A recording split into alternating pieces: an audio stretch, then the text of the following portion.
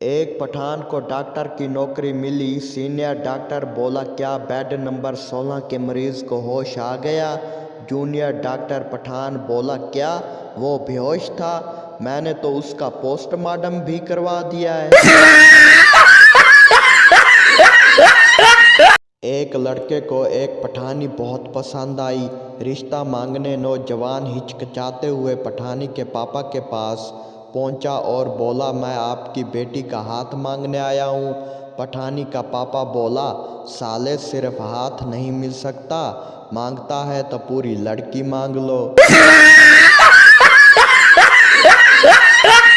اچھی چیزیں ہر کسی کو پسند ہوتی ہیں، لیکن جب آپ کسی کی بری باتیں بھی پسند کرنے لگیں تو سمجھ لیں کہ آپ کو پیار نہیں ہوا ہے بلکہ بے عزتی سننے کی عادت ہو گئی ہے۔ ہاں جی۔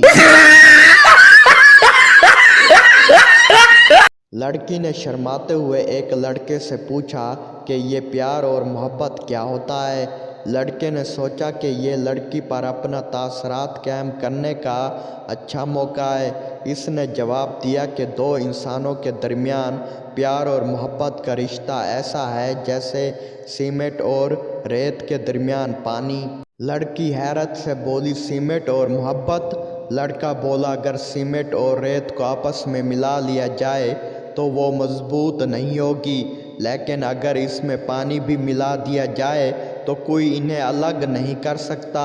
لڑکے کا یہ جواب سن کر لڑکی غصے سے بولی سالے تم تو شکل سے ہی مزدور لگتے ہو، سنگل ہی مرو گے۔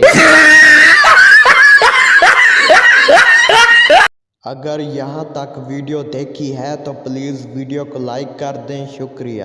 زندگی میں خواب کتنے ہی دیکھو اور تکلیفوں کا سامنا کرنا پڑے، آنسو بہانا پڑے تو اپنے آنسو بہنے دو، انہیں روکنا مت، کیونکہ ٹھہرے ہوئے پانی میں ہی اکثر ملیریا کے مچھر انڈے دیتے ہیں۔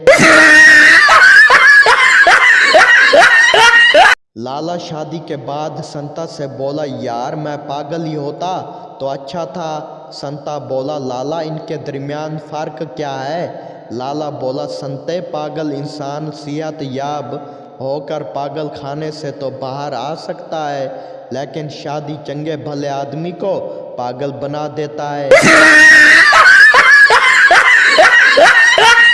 ایک لیڈر تقریب میں تقریر کر رہا تھا کہ خوراک کا مسئلہ حل کرنے کے لیے ہمیں زیادہ سے زیادہ اناج اگانا چاہیے۔